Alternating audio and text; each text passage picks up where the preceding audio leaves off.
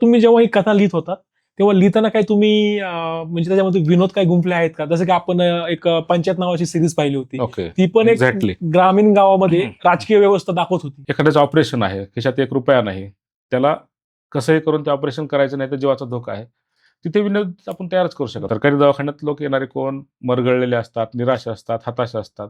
जेव्हा आर्थिकदृष्ट्या समजा एखादा व्यक्ती श्रीमंत आहे, नाही असं नाही, त्याकडे पैसा आहे, काहीतरी घडलेलं आहे, एखादा आजार आहे, कॅन्सरसारखा दुर्धर आजार आहे समजा, किंवा दुसरं आणखी कुठलं असेल, एखादं मोठं ऑपरेशन झालेलं आहे, बाहेर 3-4 लाख रुपये खर्च आलेला आहे, खिशात ₹1 नाही, दागिने गहाण ठेवलेले आहेत, कदाचित जमीन पण विकलेली आहे.